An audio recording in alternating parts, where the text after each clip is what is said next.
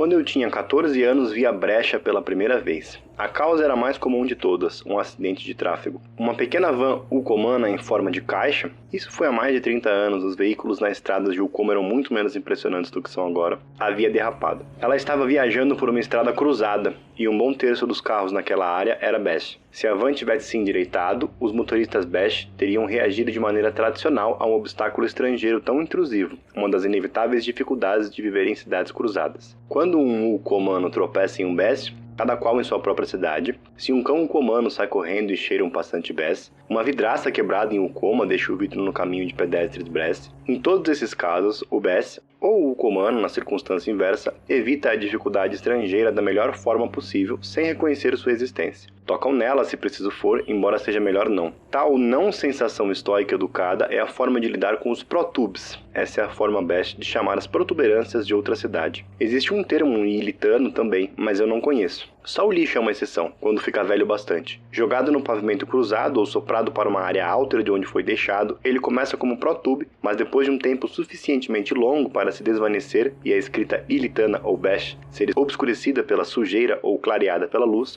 e quando ele coagula com outro lixo, incluindo lixo de outra cidade, é apenas lixo e vagueia entre as fronteiras, como neblina, chuva e fumaça. A Cidade é a Cidade, de China Mieville, publicado pela editora Boitempo, tradução de Fábio Fernandes, 2014.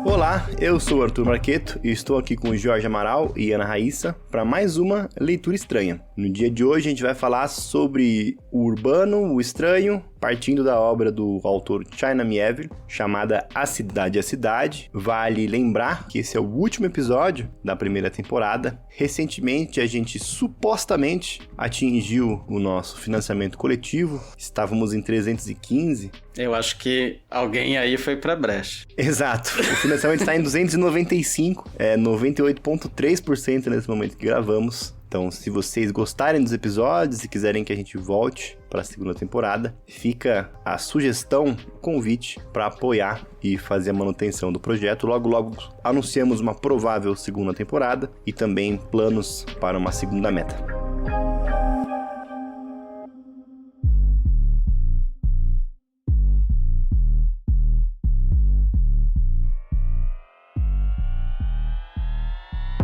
Muito bem, o China Mieville, então, é um autor britânico. Ele nasceu em Norwich em 6 de setembro de 1972, tem 53 anos, em alguns grupos, em alguns nichos da literatura, é conhecido também por ser um autor muito bonito, que faz as pessoas beberem água. Ele, brincadeiras à parte, escreve também, além das ficções especulativas esquisitas que a gente vai debater hoje, crítica de arte, histórias, faz teoria. Ele é bastante conhecido por ser um pensador, ativista, político engajado com a esquerda. Então, além da escrita de livros como Estação Perdido, Cicatriz, A Cidade é a Cidade e Rei Rato, alguns dos que foram traduzidos para cá, ele também tem trabalhos como o Outubro, que saiu pela Boitempo, que é uma ficção histórica ali, falando sobre a Revolução Russa, a história da Revolução Russa. E o trabalho mais recente dele, por exemplo, chama Um Espectro Rondando, né? Um trabalho sobre o Manifesto Comunista. O último lançamento dele é o livro De Outro Lugar, que é um livro que ele escreveu em coautoria com o Keanu Reeves, que faz parte desse universo que o Keanu Reeves está escrevendo, que tem também nos quadrinhos Berserker. Hoje a gente vai falar especificamente de A Cidade é a Cidade, que é um livro muito curioso, né? Um livro que se apresenta em camadas, praticamente. Ele, na camada primeira dele ali, é um livro de investigação policial. É basicamente um thriller. Um detetive está investigando um assassinato, um corpo aparece em um beco na cidade dele, e ele tem que identificar como é que esse corpo foi para lá, quem é o assassino, quem é o responsável, e ele acaba entrando ali numa grande investigação, numa grande conspiração entre governos, empresas, movimentos políticos, nacionalistas, extremistas e muito mais, para entender quem era essa mulher e por que ela estava assassinada ali. O grande porém é que existe uma particularidade nessa cidade, que ele existe, que ele vive, que ele atua, que é o fato de que ela existe sobreposta a outra cidade praticamente, né? Uma mescla entre a cidade de Bege, que é onde ele vive, e a cidade de Ucoma, que é uma cidade que divide espaços. Então, às vezes ele tá numa rua, e essa rua tem um nome em Bege e outro nome em Ucoma, e ele tem que caminhar exclusivamente no espaço de Bege, que é a cidade dele. Ele tem que passar por um processo de desver as outras pessoas, dessentir os outros cheiros, desouvir os sons que saem dessa cidade. Então, se ele tá andando na rua e tem uma pessoa da outra cidade ali, ele automaticamente tem que desver, porque existe um outro espectro aí rondando essas duas cidades, que é o espectro da Brecha, uma organização misteriosa, supostamente comandada por seres extradimensionais, que toda vez que você rompe essa fronteira combinada entre as duas cidades, você é abduzido, você é sequestrado e o seu paradeiro é misterioso. As pessoas não sabem muito bem para onde você vai. Inclusive, dentro do livro, eles comentam de uma história, uma fábula, um conto de fadas, de romance, de duas pessoas que se amam e que moram em cidades diferentes e caminham em espaços iguais, sem nunca se ver, de fato, porque elas não podem se ver, porque apesar de estarem na mesma rua e no mesmo lugar, elas estão em cidades diferentes. Esse ato, para vocês já entenderem como que é o trabalho da linguagem nesse livro, essa situação é chamada de uma situação brutópica, que é um momento em que você está em dois lugares ali perto das duas cidades, mas você não está vendo o que acontece na outra, apesar de saber a sua localização geográfica ali. Acho que a gente pode começar falando um pouco, retomando, antes da gente aprofundar na trama da cidade e a cidade, o que é esse gênero literário híbrido que ele tá colocando ali, o que é esse weird, esse new weird, esse old weird, comentar um pouco desse tipo de narrativa e fazer também já uma conexão com Aniquilação, né? Que os dois, eles são publicados, eles nascem ali mais ou menos no mesmo momento de efervescência cultural. O Jeff Vandermeer e o China, eles são, de certa forma, companheiros de pena nesse momento do New Weird. Acho que a gente pode comentar um pouco sobre essas diferenças, sobre esse tipo de escrita. O que vocês acham? Acho que é interessante até porque a gente conecta com nossos primeiros episódios, né? Quando a gente falou lá do Lovecraft, é interessante pensar, passando desde o Lovecraft, depois a gente falou do Jeff Vandermeer com a Aniquilação e agora a gente tá falando do China. Então a gente tem lá atrás aquele weird mais clássico, digamos, mais tradicional. Como a gente comentou lá, né? Monstros, aquela ideia do sublime como algo de terrível que quebra ali a barreira entre o que seria controlável dentro de um aspecto mais humano e algo daqueles monstros divinos, né? Deuses antigos que invadem o mundo, passam a quebrar essa barreira, né, de um suposto controle desse humano universal, tal. Né, a gente tem isso lá atrás carregado com aquela questão de um racismo, carregado com preconceitos, com medo de transformações, tal. Já nesse novo momento que a gente vai ter lá, principalmente no final do século XX, começo do XXI, né? A gente tem como marco inicial do New Weird a publicação do Perdido Street Station, que é do próprio China, né? Que foi em 2000. A gente vai ter uma espécie de resgate desse Weird mais tradicional, só que com uma outra visada, mais de esquerda, mais progressista, né? Mais pensando em outro tipo de abordagem, mas com uma roupagem parecida, digamos. Né? O que o New Weird vai fazer, principalmente, é trazer elementos ali que vêm tanto do horror, quanto da ficção científica, quanto da fantasia, misturando, trazendo convenções já tradicionais desses gêneros, mas dando uma reinterpretada nisso tudo, e misturando, né? Fazendo uma coisa bem híbrida, e trazendo aqueles monstros com tentáculos, os seres que não têm explicação, que não fazem tanto sentido, que trazem esse aspecto do sublime, porém, nesse momento, esse estranho, né, esse monstro, ele já passa a ser algo com uma potência de transformação de mundo. Ele já não é tanto algo que vai vir para destruir tudo e acabar com aquele tradicionalismo, né, aquela vida que supostamente tinha uma ordem que foi perdida, mas sim para trazer um novo significado, uma nova potência, né, uma nova até esperança, de certa forma, de uma transformação positiva por meio dessas monstruosidades, dessas simbioses, dessas novas formas de vida, novos parentescos estranhos.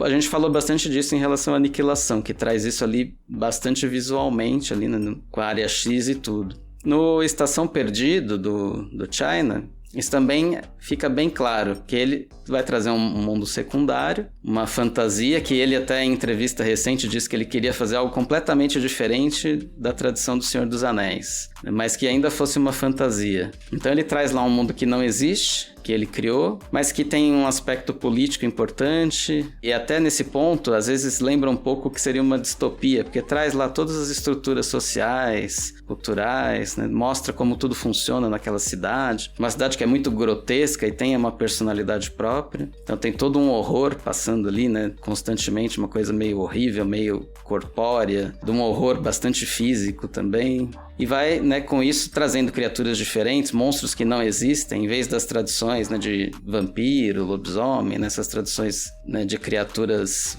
de uma mitologia europeia que já estavam, de certa forma, batidas nesse momento, ele vai criar monstros diferentes ou trazer mitologias não tão tradicionais, como, né, criaturas do Egito, criaturas, né, eslavas, ou da mitologia das Américas, né? E formando ali, né, também uma espécie de coxa de retalhos. Acho que isso aparece bastante no New Weird, né? Tem essa coisa das colagens, né? Muitas coisas diferentes misturadas de alguma forma para trazer um significado outro ali. No Estação tem uma espécie de aventura, assim, uma ficção científica com um cientista que tenta, né, produzir uma coisa que vai enfrentar uma criatura muito estranha e tal. E nisso, né, as coisas acontecem. E essa tradição do New Weird, ela foi evoluindo, né? Alguns até acharam que ela teve ali um momento em volta dos anos 2000 e depois desapareceu, né? Outros entendem que ainda existem coisas que podem ser consideradas dentro dessa tradição. Não gosto de dizer que é um gênero, que é só um movimento, né, ali uma ideia, ali, né, uma inspiração, um tipo de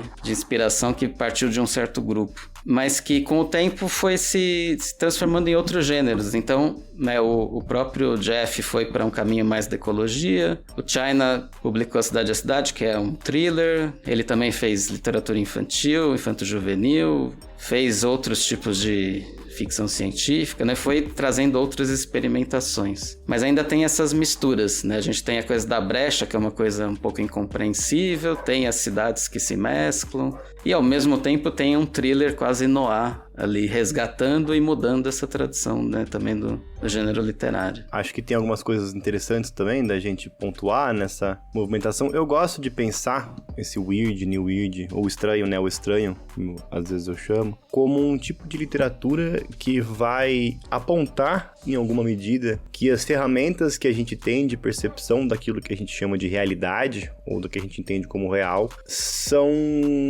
insuficientes para entender a complexidade, a questão do todo. E aí, numa entrevista com TP Mira Echeverria, eu vou deixar o link aqui, curiosamente, a gente começa, uma das primeiras perguntas é sobre a cidade e a cidade, né?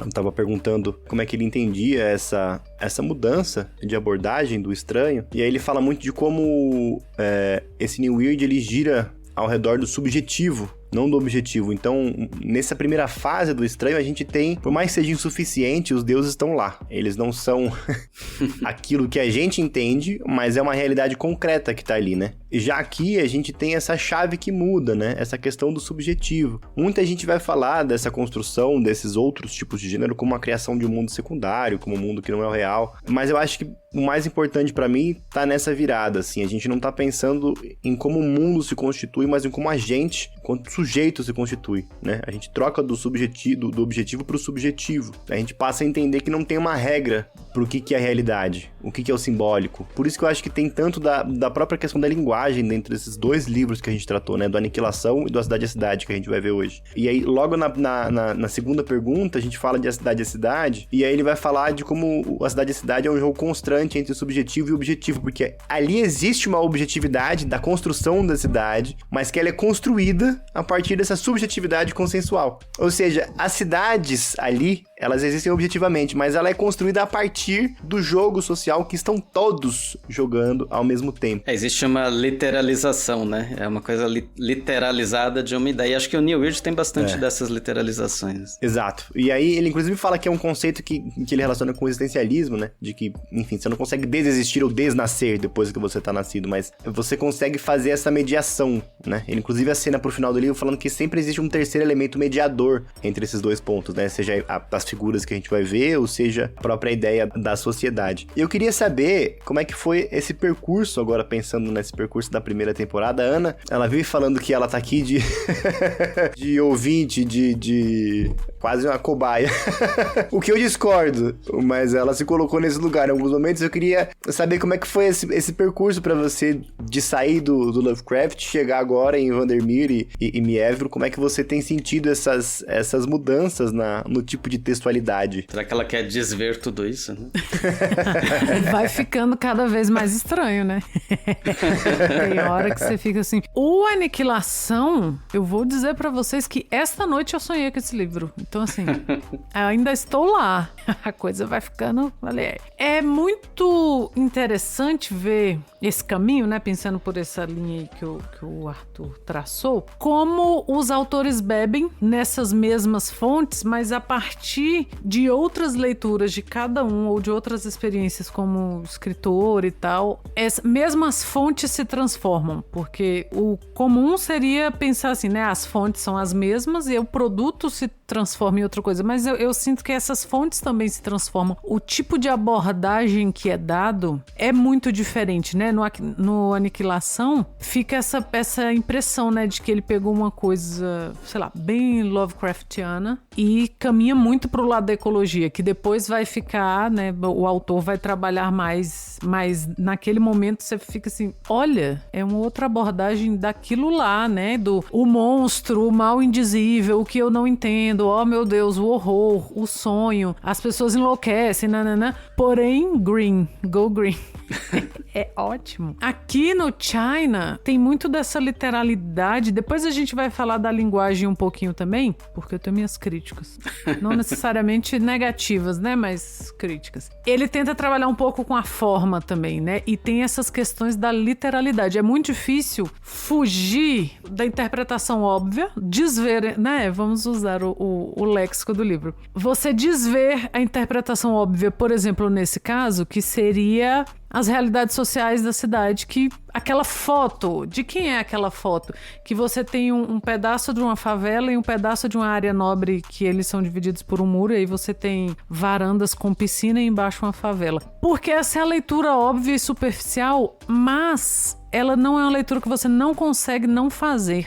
Então é difícil você desver essa peça que o autor usou.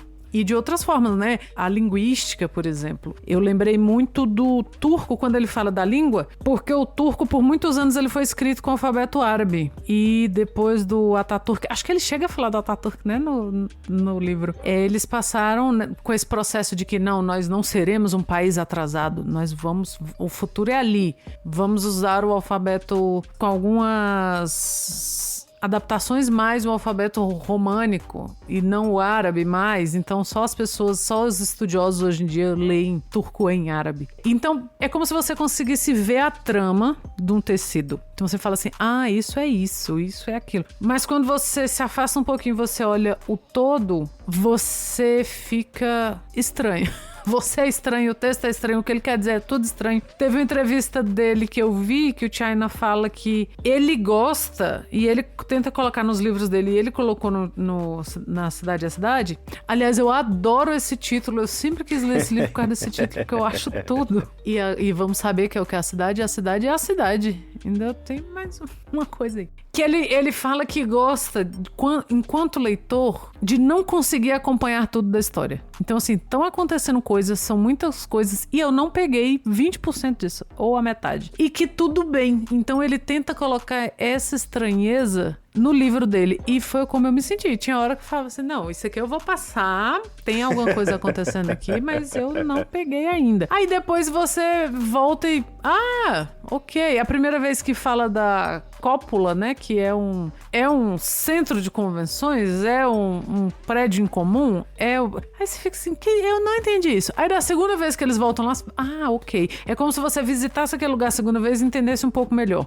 E isso acontece desde o início com um livro. A primeira vez que ele explica como as cidades se entrelaçam ou não, você fica, ok, eu vou aceitar que é isso, mas eu não entendi. Aí lá na frente você já tá raciocinando daquele jeito. Você já começa, o seu raciocínio vai naquilo assim, de conscientemente o que não deveria ter sido visto ou percebido. Então é muito bom perceber esse caminho, não só, né? Eu tô falando mais desse que é o livro de hoje, mas em todos esses livros a gente conseguiu perceber essa trama, de onde vem cada coisa e como cada autor transformou essa fonte em outra coisa para dar uma abordagem própria. É muito legal e é muito bom você perceber que não se inventa a roda todo dia. E tudo bem, né? Eu acho que o escritor mais novo, mais recente, tem uma ânsia de que vou fazer tudo do zero. E não se faz tudo do zero. E isso pode ser muito bom se você sabe trabalhar essas fontes, se você sabe percorrer esses caminhos, né? Que já foram em algum momento percorridos, assim, tem sido bem interessante.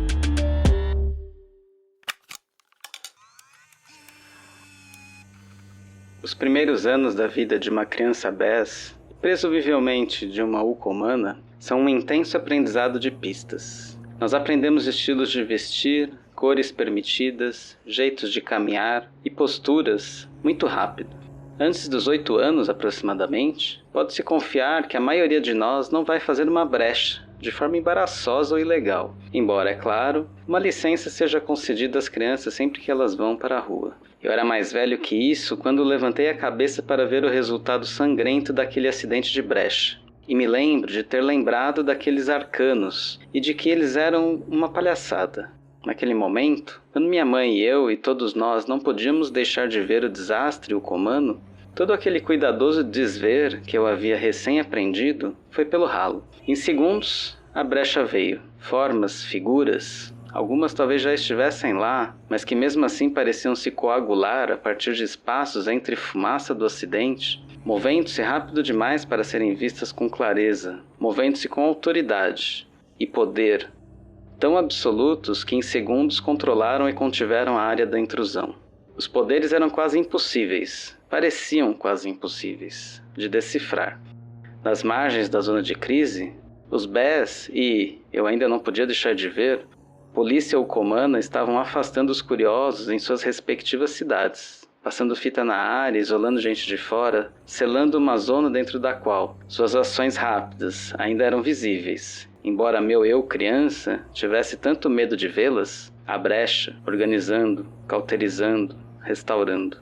A Cidade é a Cidade, de China Miéville, publicado pela editora Boitempo, tradução de Fábio Fernandes, 2014. Então acho que a gente pode começar escrevendo, talvez abordando algumas questões mais concretas do livro, como a questão da própria estruturação das cidades e desse estranhamento que ele propõe, para depois chegar nas partes mais complexas, talvez, da linguagem, como a Ana comentou. E aí eu queria comentar, falando que minha primeira impressão com esse livro é que eu acho que a grande parte desses livros estranhos, eles estão, de repente, propondo pensar na distensão de algumas questões específicas, né? Acho que o Aniquilação, ele se debruça mais sobre a identidade, sobre o sujeito, sobre os limites da individualidade, do corpo. E a Cidade, ele me pega muito num espaço de questionar o que é a construção do espaço concreto, do espaço físico. O que é aquilo onde a gente habita, onde a gente vive? O que é uma fronteira? O que é uma cidade? Como é que isso funciona? Né? E, de novo, eles propõem algumas quebras de limites, né? Então, se o Vandermeer, ele propõe ali um esgarçamento da fronteira entre o eu e o outro, né? Que acaba virando tudo uma coisa só. Aqui, o China, ele tá propondo uma ideia de reflexão sobre as fronteiras das cidades, né? Porque o que é uma cidade e o que é outra, senão as duas coisas juntas, né? Na questão do espaço ali, a construção delas é uma construção, como eu disse, consensual, né? E é muito curioso, porque a gente vai começando a avançar na leitura, vai começando a avançar no livro, e a gente tem as partes de pesquisa e de progresso científico, questões arqueológicas, e eles começam a falar de um momento pré-clivagem, né? Que eles chamam, que é o momento em que as duas cidades estavam juntas, efetivamente, antes da separação. E aí você fica pensando no que é essa construção, como é que as duas cidades se separaram, como elas se juntaram, como é que surgiu isso que a gente vai chamar de brecha, né? Que é esse espaço estranho entre as duas cidades, que é as duas e ao mesmo tempo não é nenhuma, né? É mais nenhuma do que as duas, no caso, né? Como a gente vai ver no final do livro, o que é habitar as duas cidades. E a gente tem essa construção muito particular e que o China vai falar numa entrevista recente que ele deu lá no canal da Boitempo com alguns escritores, críticos e mediação da Ana Rusch. Estavam ali Felipe Castilho, Fábio Cabral, Thiago Hora, as duas mulheres à frente do canal Afrofuturas, que são a Pétala e a Isa Souza. E ele comenta ali que uma das coisas que ele teve a intenção de fazer ao longo do livro era discutir esse fenômeno que a gente já passa, né, ao longo da nossa existência, que é esse processo de ver alguma coisa e em seguida desver, né? Esse processo entre as duas cidades não é um processo de que eu não enxergo o que está na outra cidade. Eu estou enxergando, esta coisa me é incômoda, me é proibida, me é de alguma forma inalcançável, e a partir disso a minha postura é desver, né? Então a gente tem esses espaços que estão ali e que marcam muitas referências. Eu gosto de como ele vai fazer uma escrita que me remete muito a questões atuais, como hoje a gente vê, por exemplo, a questão do genocídio na Palestina, como a gente pode pensar nas questões dos textos históricos de Alemanha Ocidental e Oriental, como a gente pode pensar também em questão de invisibilidade social e desigualdade social, como a gente pode pensar numa série de questões que a gente vive e acompanha ao longo do nosso cotidiano, que eu não sei como é que reverberou isso em vocês, mas eu gosto muito de visualizar como é que ele faz esse exercício de trabalhar com essas questões geográficas. Eu quando li a primeira vez, e acho que dessa vez mais ainda, né, relendo, eu fiquei pensando muito nessas questões dos estranhamentos que a gente tem abordado tanto, né? Que ele, como a gente falou no começo, ele transforma em algo literal, que está relacionado ao espaço, né? Então, tanto que tudo que a gente falou de, né, a dicotomia entre familiar e estranho, e que dali dessa brecha, digamos, né, brota algo infamiliar, ele tá ali transformando isso em algo que é físico praticamente. E é quase o oposto do que normalmente acontece. Se a nossa tendência ao longo da vida das coisas, né, ir sumindo com algumas informações da nossa mente, ou seja, desvendo algumas coisas pelas quais a gente já passou, e essas coisas vão ficando lá no nosso inconsciente e vão sumindo. E às vezes elas vêm à tona de alguma forma, por algum gancho, alguma forma que as traz de volta. E aí aquele conteúdo é infamiliar, né? O que ele coloca no livro é justamente a tentativa do ato consciente de você recalcar alguma coisa, de você transformar algo que é familiar em algo que não existe, né? Em algo que seja absolutamente estranho a ponto de você nem ver, que é o efeito de você estar numa cidade, e aí quando passa alguém que está na mesma rua, mas em outra cidade, você não a vê, né? Você desvê, como eles falam. Então é você transformar algo que é absolutamente familiar, né? Alguém que está do seu lado, né? Como a história dos amantes, por exemplo, em alguém que você não enxerga, que você exclui da sua percepção, do seu facho de consciência, digamos. Então e aí, né? Como lidar com esses elementos que são tão familiares, mas foram estranhados? Justamente o que vai mostrando o livro nessa tentativa, né? E como é, às vezes, impossível, né, de você realmente não ver o que está acontecendo em volta, porque aquilo salta aos olhos, né? Aquilo às vezes vem até você, né? Como um acidente de carro, por exemplo. Então, e aí, o que é a brecha? A brecha é você poder sair justamente dessa dicotomia de familiar e estranho, de ter que lidar com isso, né? Você poder familiarizar tudo, você poder trazer à consciência todos os conteúdos, né? Seria sair daquele modo que a gente falou tanto antes, do automatismo, né? O automatismo é o modo onde a gente está constantemente não vendo coisas, né? No Cidade a Cidade, a gente teria que entrar num automatismo forçado, e isso é muito difícil. Isso é feito quando é algo natural, algo, né, das nossas próprias defesas psíquicas. Ali é algo imposto por uma questão social, por uma questão até de divisão entre países, né, de divisão internacional. É um problema internacional e um problema social, né? E ter a brecha, no fundo, eu fiquei pensando assim, bom, é cômodo, se a gente pensar na questão do familiar e do estranho, é cômodo ter a brecha, porque ela vai dizer aquilo que a gente pode e não pode ver. A brecha, ela é uma ameaça, mas ela também nos coloca num lugar cômodo ali de, bom, se eu por acaso ver algo que eu não queria ver, né, eu não deveria ver, vai ter ali essa entidade misteriosa que vai, né, me colocar no meu lugar e manter a minha vida de automatismos aqui. Sabe? Tem um pouco isso também. Eu vejo, a Brecha tem uma parte que parece boa, mas ela também tem uma parte de manutenção do status quo ali. Manter as divisões sociais como elas são, né? E alguém que tá nessa possibilidade de manter as divisões é aquele que justamente vê a totalidade, né? Isso que é um pouco revoltante até. Quem tá vendo a totalidade das coisas é aquele que nos impõe a divisão. E nos impõe a nos automatizar e nos impõe a ignorar aquilo que está, né, na nossa cara, assim. Então ele faz umas inversões de estranhamento que é muito doido, assim. E ao mesmo tempo o próprio China, né, nessa última entrevista, né, ele comenta que ele gosta muito da ideia de estranhamento como uma diferença entre visão e reconhecimento, que também está totalmente ligado com a questão do cidade a cidade, né? Isso tem a ver com os formalistas russos, lá a ideia de Ostraniny, que seria basicamente assim, né, bom, o reconhecimento é quando a gente automaticamente olha uma coisa e acha que tem certeza o que é aquilo. Então eu olho minha gata aqui, já sei o que ela tá pensando, o que ela tá sentindo, se ela tá ou não com fome.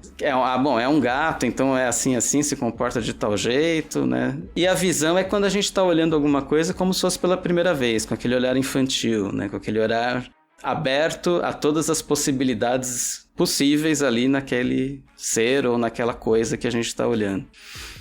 Então, o que se tenta fazer ali na cidade a cidade é criar reconhecimentos, né? Então, aquela pessoa tá com a tal cor que é proibida na minha cidade. Então, ela só pode estar na outra cidade. Automaticamente eu reconheço, eu não olho o resto dela.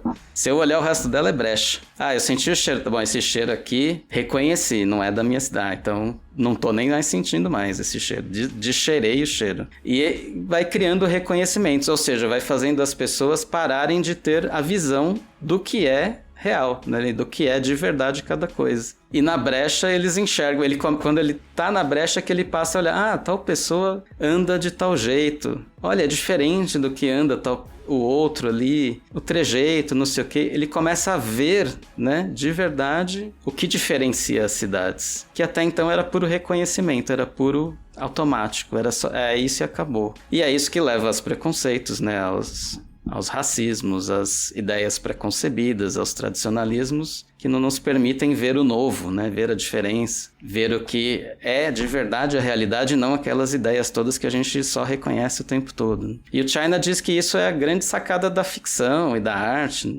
trazer esse tipo de visão de volta, né? Que é essa proposta do estranhamento dos formalistas. Eu gosto de como ele também faz essa movimentação, até para deixar também um ganchinho para Ana. A primeira coisa que ele fala, que me identifiquei muito na entrevista, é que ele fala, não entendo as pessoas que falam, pô, não gostei desse livro, não entendi nada. E ele fala, mas isso é fantástico. Quando ele é uma coisa muito esquisita, ele fala, não entendi. É uma experiência incrível. E de fato, eu inclusive estava agora há pouco falando, alguém leu tal livro, ele é esquisito? Porque se não for, meio que... Nem quero. Acho que vou ler depois. Preciso organizar uma ordem de leitura. Mas o que eu ia falar, que eu acho muito interessante de uma coisa que a dupla da Afrofuturas coloca, é que essa postulação de alguém que tá escrevendo no gênero fantástico ali, ele traz no China também uma rejeição da visão totalizante da realidade, né? Uhum. Que é o que elas colocam ali. E aí ele fala que ele começa a escrever e existem algumas pessoas que não entendiam ou viam com má fé isso que era chamado de literatura de nicho, né? E um movimento que eu acho muito interessante que ele faz, inclusive no texto que a Boitempo traduziu também, e que eu vou colocar aqui, que é falar da importância da fantasia, desses outros gêneros, dessas outras coisas, para também ter uma leitura política, né?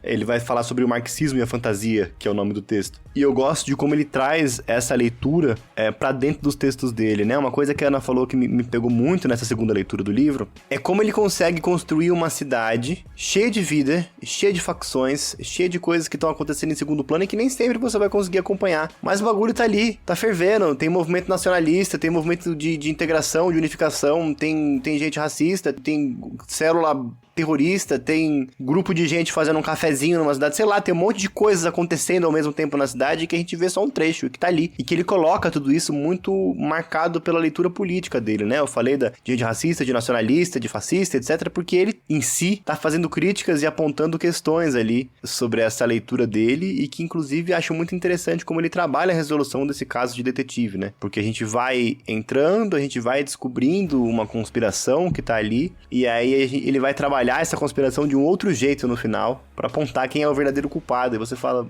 ué, mas a gente não tava aqui na brisa da conspiração, do conto de fada, e aí ele vai pro então. Capitalismo é uma merda. Empresas são horríveis. Entenda. Enfim, acho que era isso que eu queria fazer pra juntar as duas falas e também não deixar ficar muito distante do que o Jorge falou. Uma coisa sobre a brecha, que é o que o Jorge falou que tem um lado bom também, é que por ela ser desconhecida, todo mundo teme muito. Muito mais do que as polícias locais. Então todo mundo morre de medo da brecha. Porém, ela é muito misericordiosa a maior parte do tempo. Não estou defendendo, me ouça. Porque, por exemplo, ele fala que quando você é criança, você ainda não sabe desver as coisas. E a criança tem os olhos de criança. A criança tá na curiosidade, então ela vai sendo ensinada pelos pais, na escola e tal, a desver. Então todos os erros das crianças, quando elas percebem o que não devia ter sido percebido, são perdoados, porque elas não sabem o que estão fazendo. Então você só faz brecha quando você tá percebendo. Tem que ser um erro consciente, porque tem isso, né?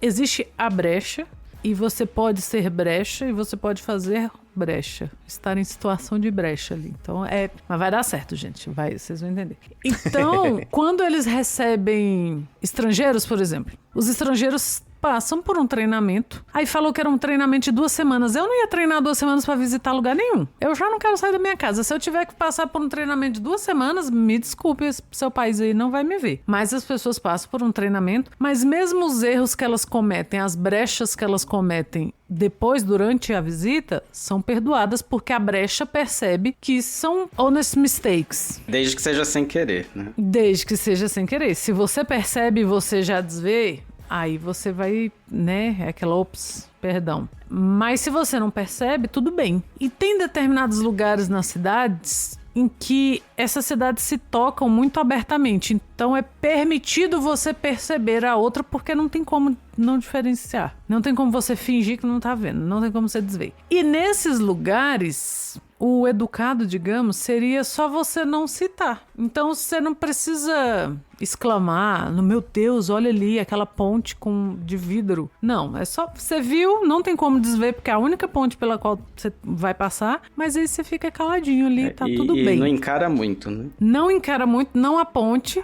Então eles evitam levar crianças lá, porque não se pode controlar a criança de falar alguma coisa. Olha como é. Então, assim, isso do estranhamento que a gente tá falando, né, do infamiliar, é tão desgastante porque aquilo nunca fica automático. Você tem que estar ali o tempo todo assim, putz. Tem um momento que o protagonista fala que uma vez aconteceu um incêndio na casa ao lado da casa dele. Imagina, tá acontecendo um incêndio e você tem que fingir que nada tá acontecendo. E que ele e a família estavam assistindo pela TV a notícia do incêndio, porque o incêndio era na outra cidade. Era em Ucoma. E enquanto eles viam pela TV essa notícia, oh meu Deus, tá tendo um incêndio, a parede de casa tava com os reflexos vermelhos das chamas. Porque, sim, não... Reflexo vermelho pra você, porque pra eles tava normal.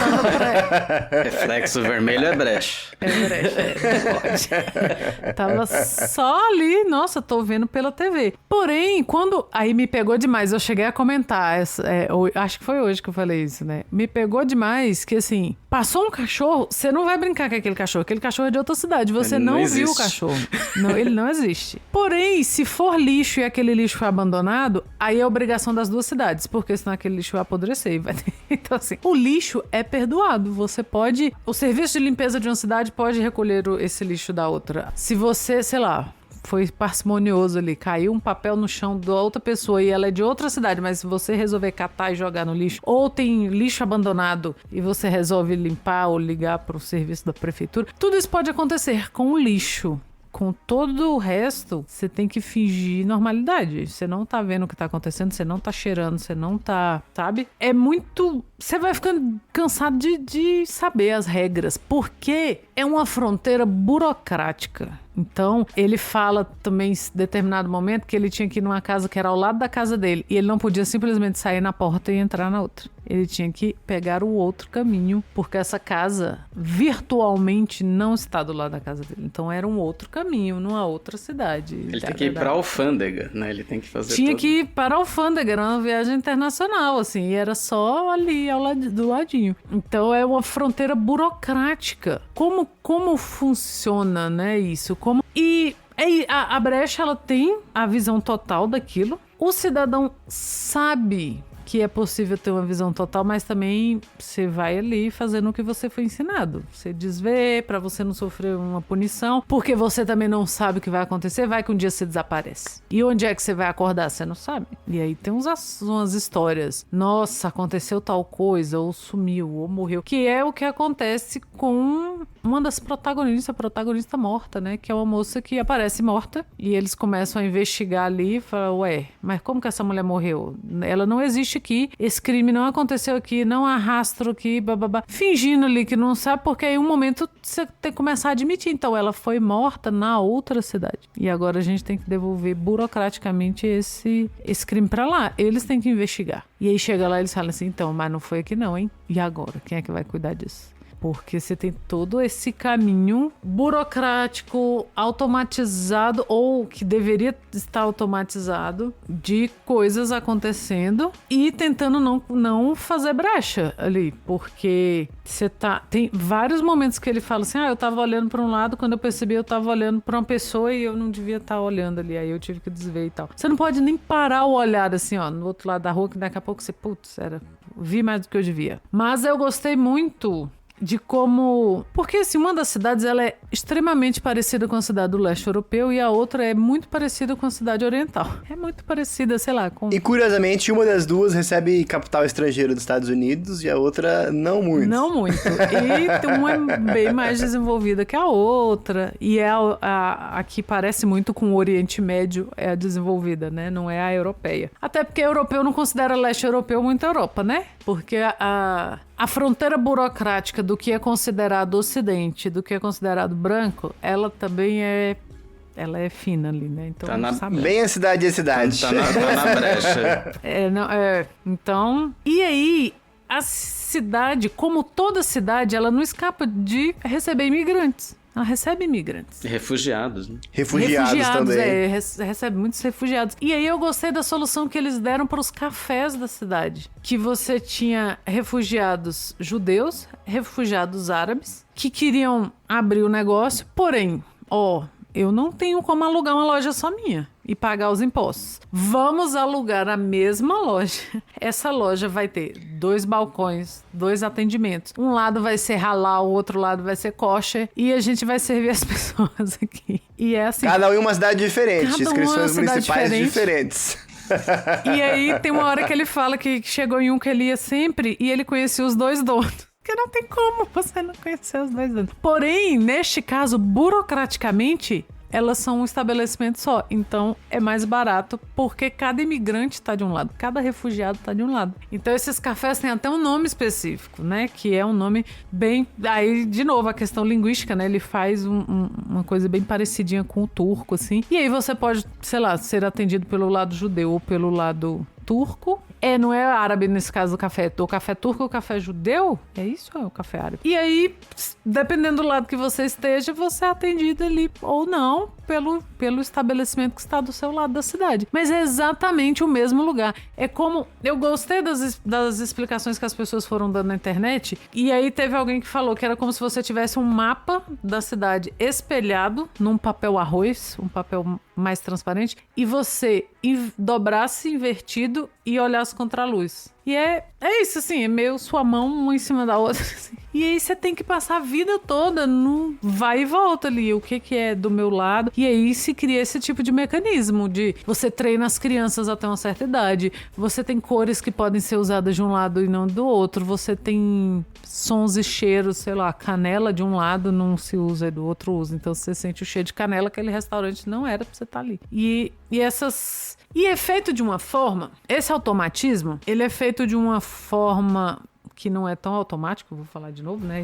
Esse infamiliar, como o Jorge trouxe, eu achei ele menos automático do que nós, na nossa realidade, temos quando a gente fala de divisão social. Porque a maior parte do tempo eu não preciso ficar consciente de que eu não estou vendo o cara pedindo no sinal. Eu simplesmente não vejo. Ou aqui em Brasília tem muitos de você, como a maior parte dos restaurantes, dos cafés, as coisas você senta fora, né? Aqui então passa muita gente vendendo coisa ou pedindo coisa. E aí você tem o comportamento social que é o mais aceitável. Eu não aceito outro que não seja você ouvir a pessoa um pouquinho ali e dispensar ou comprar o que você tem que comprar. Mas tem gente que simplesmente olha através daquelas criaturas. Olha através, assim. Então, na nossa realidade, eu fiquei pensando muito nisso durante a leitura. É muito mais automático e muito menos estranho, causa muito menos estranhamento eu ignorar essa outra realidade se eu for fazer uma leitura a partir do recorte social. Nós ignoramos muito mais automaticamente uma pessoa de outra classe social ou um lugar que a gente não gosta e tá passando ali, não gosta socialmente falando, né? Sei lá, eu tô numa área de periferia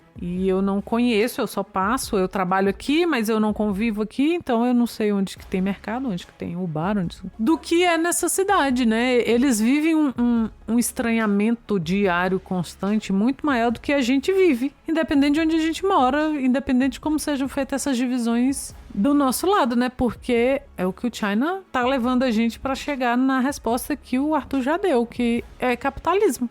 O capitalismo te faz desver, né? Desver com muito menos peso na consciência, com muito mais automatismo e com muito menos estranhamento. Eu posso simplesmente não ver aquilo. Não sei. Quem foi que te atendeu? Não sei. Ou então aquele experimento que já virou uma coisa mais comum, né? Que é você colocar as pessoas que trabalham no lugar que você... Eu trabalho num lugar, então eu tô acostumada a ver o pessoal, sei lá, o pessoal da limpeza. E aí você muda a roupa do pessoal da limpeza. Ninguém tá mais uniformizado. E as pessoas não reconhecem mais aquelas pessoas. Porque, na verdade, eu estou desvendo aquelas pessoas o tempo inteiro. Então, quando eu mudo ali o uniforme, aquilo sim causa um estranhamento. Ué, eu conheço essa pessoa da onde? Mas quando ela tá uniformizada, eu estou desvendo. É uma realidade que sequer cruza com a minha, sabe? Assim, eu não sinto essa sobreposição o tempo todo. É como se aquela realidade não cruzasse a minha. Então, o capitalismo pra gente,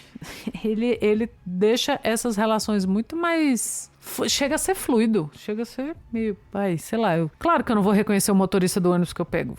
Pra quê, né? Então é uma coisa menos estranha pra gente, menos infamiliado que é no livro. Eu fiquei com esse incômodo, assim, até o final. Pensei assim, eita, será que eu ia sofrer tanto para desver as coisas ou eu ia só desver naturalmente? E é muito louco que isso é uma construção muito específica da organização local, né? Você comentou dos estrangeiros, eles não estão muito interessados no funcionamento da brecha, eles não têm tanto medo do controle do que é a brecha, eles não estão tão preocupados com a manutenção desse espaço quanto quem habita ali, né? Uhum. Acho que isso que é interessante, e aí eu vou puxar pra gente ouvir a última aspas sobre Orsini e comentar sobre a questão linguística, que eu acho que é um importante elemento que ele trabalha no livro.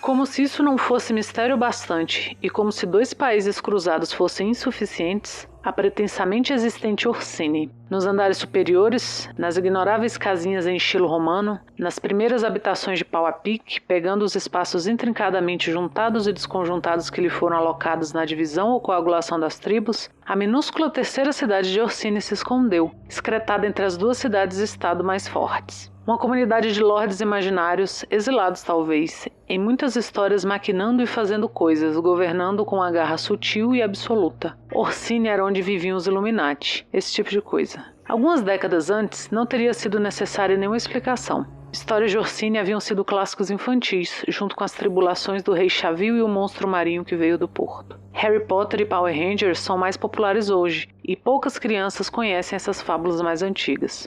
Tudo bem. A Cidade e a Cidade, de China Miéville, publicado pela editora Boitempo, tradução de Fábio Fernandes, 2014.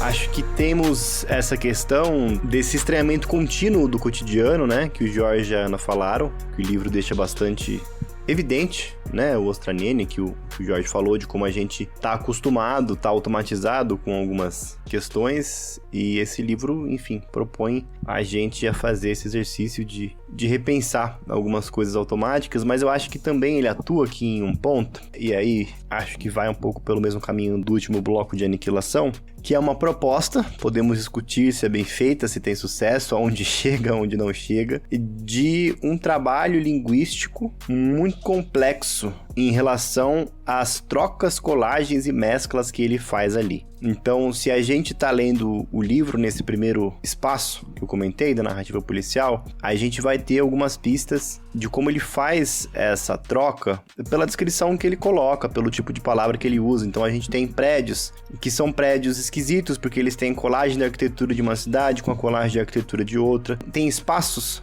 que a gente não comentou, que são os espaços de incêndio, também espaços de disputa, que são de espaços que uma cidade não reconhece, que outra cidade não reconhece. São espaços que parecem muito esquisitos, porque parecem de uma cidade, mas não exatamente, não completamente. Então, para não correr, né, esse risco de cometer uma brecha, as pessoas preferem abrir mão dessa certeza de quem é esse espaço, dessa disputa de fronteira, e acabam surgindo alguns espaços que são contestados, espaços que não são nem de uma cidade nem de outra, ainda que você não saiba exatamente quais são, porque o mapa vai dizer que é da outra cidade, o mapa da outra cidade vai dizer que é da outra cidade, então não tem muito como saber qual região é de quem. Mas tem ali também no espaço da linguagem, em que ele começa a fazer. Então vocês perceberam que a Ana Raíssa começou a falar de nomes e nacionalidades diferentes. Então a gente tem ali turcos, tem judeus, isso faz refletir no tipo de palavra que eles usam. Então tem nomes muito específicos que funcionam em uma cidade e não funcionam em outros. Tem alguns neologismos que eles vão usar. Então, sei lá, protube, por exemplo, que é uma palavra muito específica de uma cidade, que é uma redução de protuberância. A gente vai ter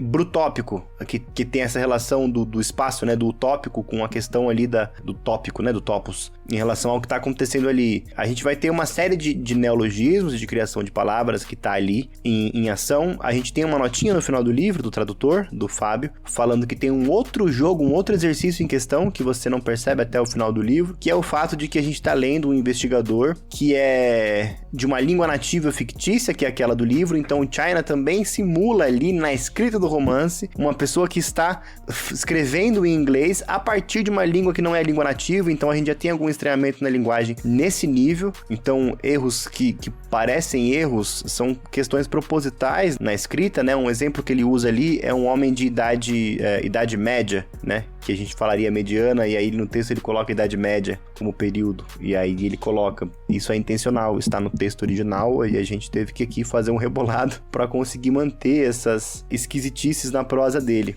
E aí existe também essas camadas que vão ficando mais profundas, né, na questão de uma prosa, de uma literatura que ela é ela mesma, essa construção, essa concessão, esse espaço de embate e de troca de várias culturas. Então a gente tem nomes de vários lugares, línguas de vários lugares, espaços de vários lugares, né, que não é só na existência de arquiteturas, de grupos, de cidades diferentes, mas isso está na materialidade do texto. A gente está vendo um detetive que passa por várias dessas cidades, que apreende várias dessas coisas, que tem uma troca, inclusive, não só com o mundo fictício criado pelo China, ele tem também uma composição de pensar nessa escrita em inglês. Então ele está passando por um processo tradutório também durante a escrita, né? E é uma questão, me parece, presente no China em vários textos, né? Eu só li o Estação Perdido também, mas lá ele comenta dessas descrições, dessas questões de como ele faz essa tentativa de juntar essas diferentes visões, de trazer referências de outros espaços. O George também comentou como é que ele usa outras mitologias, outros tipos de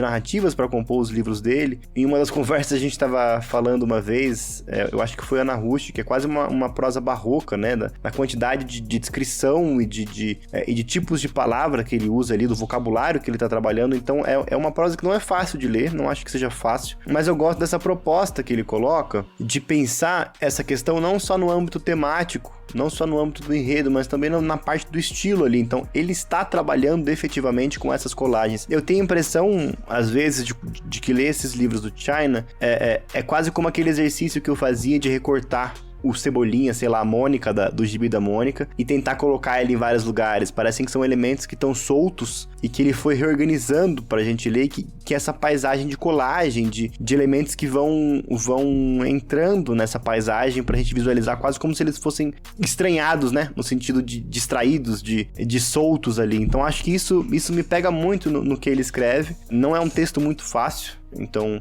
enfim, eu não sei quem já leu o livro para esse episódio, dos ouvintes, ou quem tá pensando ler, que vai ler, de repente, falar, gostei de Cidade a Cidade e vou pegar Estação Perdida, que é significativamente maior e me parece que um pouco mais complexo a leitura, pensar nesse processo, porque ele trabalha isso.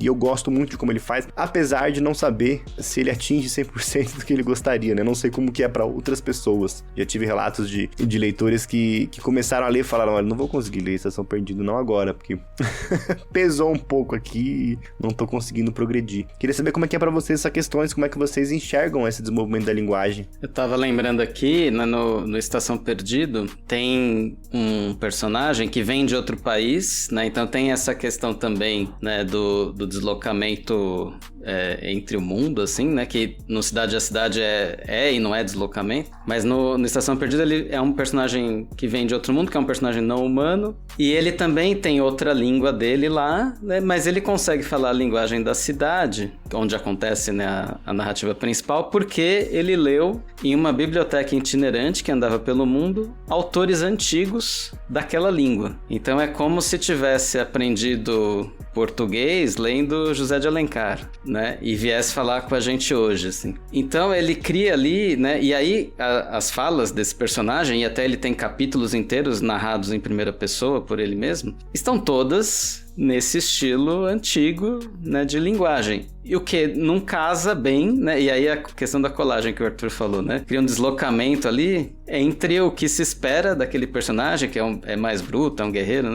e o jeito que ele fala e as coisas que ele traz de informação, né? E o fato dele não se entender como parte daquela cidade, mas falar uma língua que é até mais elaborada do que os próprios habitantes falam. E o fato dele ser um garuda, que é uma entidade do hinduísmo, também auxilia na esquisitice. Um homem-pássaro.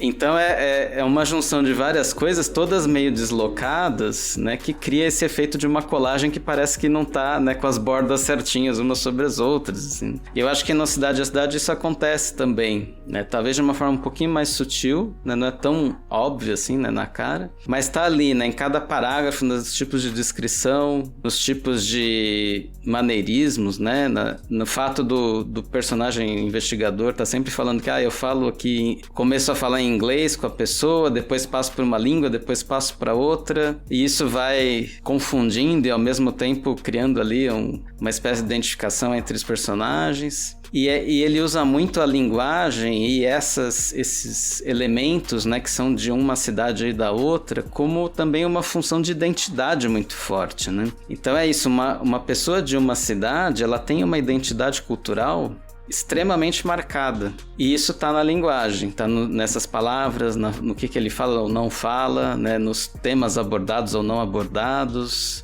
nesse histórico do alfabeto que foi transformado e na maneira como elas tinham uma relação que foi se afastando, né? E aí eu fiquei até discutindo com o Arthur hoje mais cedo, né, que essa questão, né, de como é quase como se ir pra brecha, um grande medo das pessoas é perder essa forte identidade, porque na brecha ela não é nenhuma coisa nem outra. Então é um não lugar, é um não identidade, é uma falta de si mesmo, uma falta dessa coisa que os faz sujeitos, né? E a linguagem faz das pessoas, né, muito sujeitos de si mesmos, né? Transforma, né? Traz essa materialidade do que é ou não é alguém ali. E isso é o que eles estão tá constantemente em jogo.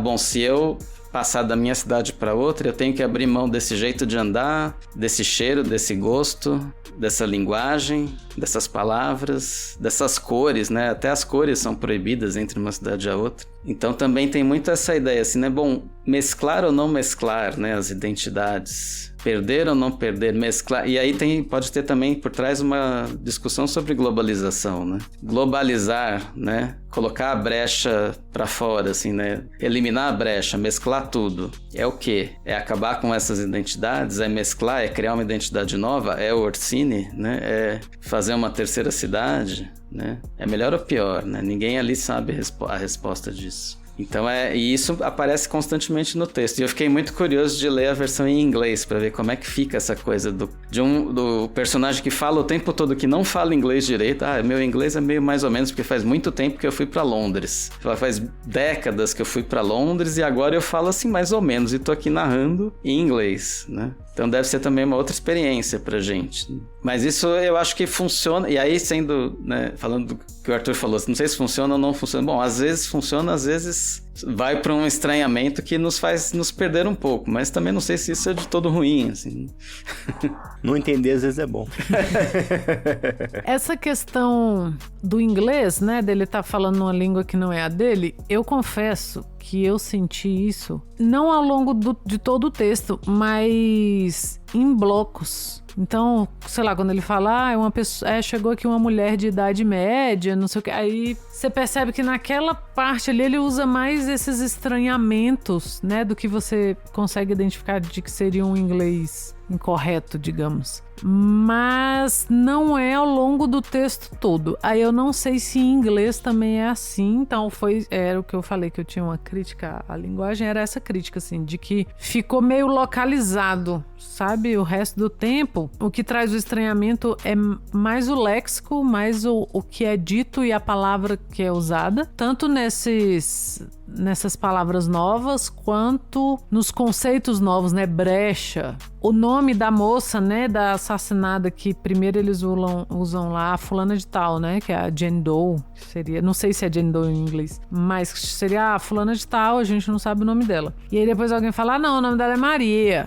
Ah, tá. Então ele fica lá chamando ela de Maria Fulana. Aí depois alguém dá um terceiro nome, que ele fala que na língua deles é claramente um nome fake, porque é um nome que tenta fazer um trocadilho com, sei lá, eu nem devia estar aqui, uma coisa assim. Então, esses elementos trazem esse estranhamento. A questão do inglês como língua estrangeira para ele, para mim, na minha percepção, ficou meio blocado ao longo do texto, não é muito fluido. Então, eu não sei se em inglês também é assim. E não acho que tenha feito diferença isso, mas o restante do uso da linguagem eu achei bem interessante. Eu lembrei em certos momentos, mas assim, bem de leve, do Laranja Mecânica. No Laranja Mecânica isso é tão forte que chega a atrapalhar a leitura. Que você fica Sim, assim, Laranja Mecânica é mais intenso. É intenso. Você fica, putz, eu não tenho noção do que seja nenhuma dessas palavras. Aqui não, você vai pegando com o contexto, assim. Mas me lembrou Laranja Mecânica nesse sentido. Então, eu gostei do uso, eu gostei dele ter trazido estranhamento pra linguagem, né? É como se ele usasse essas coisas. É tão comum pra ele falar em brechas que ele fala naturalmente no texto e aí você... o que é isso? E aí você vai não entendendo até o final. Eu já falei, eu acho que na última... Não, enfim, eu já falei sobre esse livro aqui, que é o Codex Serafiniano, que é uma enciclopédia de um país estranho, de um mundo estranho, não sabemos, ilustrada. Claro que é o jeito que tem que ser as enciclopédias, com as ilustrações belíssimas e esquisitíssimas, e um alfabeto inventado de uma língua inventada, e você não tem nem uma dica do que está escrito ali. Não há dica, não tem um apêndice em que se explica, um rodapé, um livro à parte, não. O Codex Serafiniano é só isso. E ele é lindíssimo. Ele custa R$700. Ele tá lá na minha lista da... Quer dizer, ele tá lá há anos. Ele é muito bonito. Eu já vi esse livro ao vivo na época da falecida Cultura. E só tinha um volume na loja. O rapaz me falou que tinha outro guardado, porque esse volume que tinha era tão manipulado que eles achavam que eles não iam conseguir vender nunca, porque todo mundo pegava e ficava assim... e passava páginas, ia e voltava, e aí você deixa pra lá, porque você vai levar pra casa um livro que você não consegue ler, eu traria, mas olhei. É belíssimo, é grandão, e o autor fala, cara, essa publicação, ela tem bem uns 40 anos, e o autor fala... É de 81. É de 81? Jovenzíssima essa publicação, uma menina. Que ele queria resgatar o estranhamento que ele sentia quando criança, quando ele pegava uma enciclopédia. Que aqueles desenhos eram todos muito novidades para ele, era tudo muito estranho, era tudo muito fascinante. E ele não sabia ler ainda. Era diferente a experiência de um adulto ler para ele, da experiência dele pegar sozinho aquilo e ficar imerso e perdido ali, sabe? Esse tempo todo. E eu acho isso muito fascinante. Desde que eu soube da existência desse livro, eu sou meio fascinada por ele. E quando o China falou que você não precisa entender tudo e que ele quis reproduzir esse estranhamento, esse não acompanhamento da leitura, quando ele escreveu A Cidade é a Cidade, você não precisa entender tudo, você pode ficar perdido ali, porque é muito bom. E é muito bom falar de ficar perdido num livro que fala de cidade, né? Então é meio você tá andando fisicamente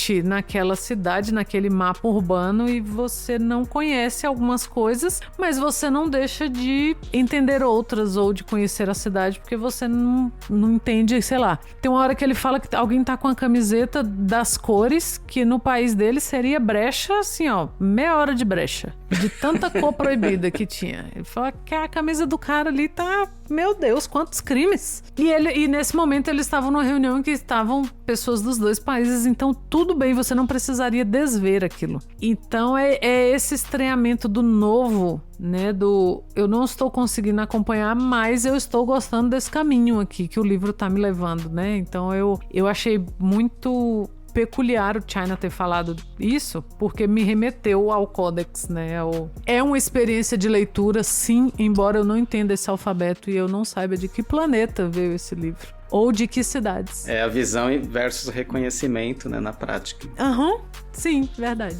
E o outro livro dele chama Estação Perdida, né? É. E é perdido em inglês também, né? Também. É Perdido Station. É.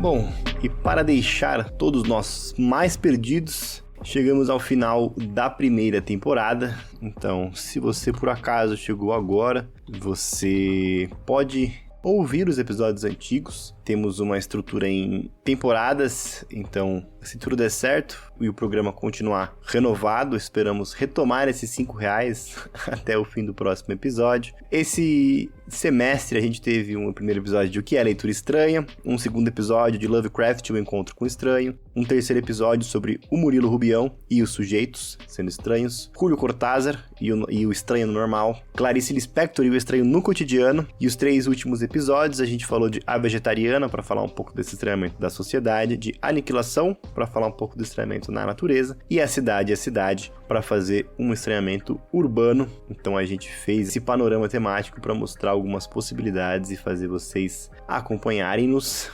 nas leituras, fazer um percurso conosco. Então, se você gostaria de participar do grupo do planejamento da próxima temporada, você pode apoiar a gente em apoia.se/leitura estranha. Lá você acompanha as metas e recebe também o link para o grupo no WhatsApp. Assim que a gente tiver a meta batida, a gente deve anunciar uma segunda temporada e também uma segunda meta com o que for possível da gente fazer e quanto precisaríamos arrecadar para efetivamente conseguir produzi-la para vocês. Agradecemos muito a vocês que nos acompanharam até aqui. Comentem nos episódios, nas redes sociais, compartilhem esse episódio com quem você acha que pode gostar. Se você escutar a gente pela Aurelo, a gente ganha um troquinho também, sem você gastar nada. E a gente pode ver se consegue contabilizar essas escutadas da Aurelo na nossa manutenção do podcast. Ainda temos R$0,00 arrecadados nos últimos 30 dias na plataforma, mas vocês podem ouvir por lá e auxiliar-nos. É isso, gente. Adorei o que fizemos até aqui.